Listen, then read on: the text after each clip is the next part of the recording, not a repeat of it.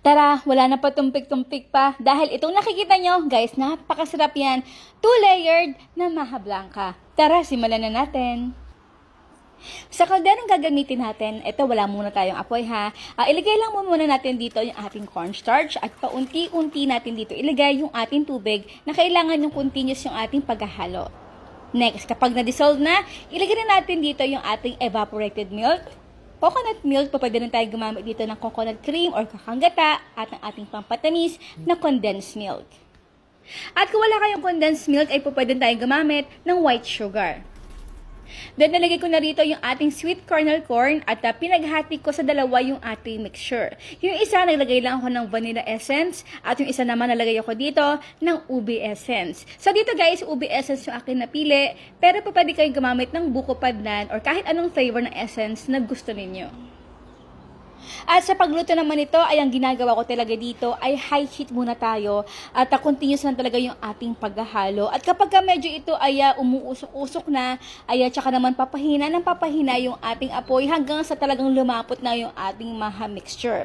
Dahil kapag nakita ko talagang malapot na, tsaka ako nilalagay yung pinakahuli dito yung ating butter, unsalted, at pinapatay ko na yung ating apoy. Minimix ko siya hanggang sa talagang totally na-dissolve na ito sa ating maha mixture. Guys, ang tip ko nga pala para maging soft ang ating maha blanca ay huwag natin sasagadin yung pagluluto ng ating maha blanca. O huwag naman talagang naka-on pa yung ating apoy tsaka yung pinakamalapot na stage ng maha blanca tsaka pala natin ito papatayin. Naku, huwag natin inyong gagawin. Well, depende na lang sa inyo kung gusto nyo talaga na medyo firm yung inyong maha blanca. Pero kung gusto ko kasi yung may pagka-soft talaga. At sa paglagay naman nito ay dapat na well-distributed talaga yung ating half-half na classic maha blanca at yung ating flavored na maha blanca. So, set this aside hanggang sa ito ay mag-set. At para naman sa ating toppings, ay depende yan sa inyo. Meron tayong tatlong option. Pwede ito lagyan ng cheese, budbod, at latek. And now is done our 2-layered soft maha blanca. Syempre, ito hindi mawawala. Ang tanong ni Mami Shirley, anong kulay ang nakikita nyo ngayon sa ating maha blanca? Ako nakikita ko dalawa. Ang inyong sagot sa comment box section. Hi guys, kain tayo. Ako talaga gusto ko sa may maha blanca yung may budbud talaga. Kasi, ewan ko, nakakapag-add talaga siya ng additional flavor. Itong ating, lalo na aromatic, diba yung flavor ng coconut flakes. Wow. Ganyan. Kain po tayo. Wow. Hindi siya nakakaumay.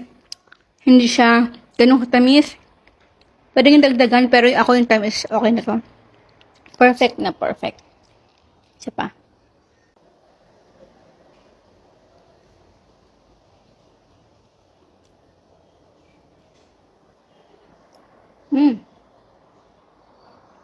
Cheese. Ayan po ka. Kung meron kayo ba request dito sa ating channel, please write down in comment box below. Bye. Speechless ako. Sarap po. Ganda.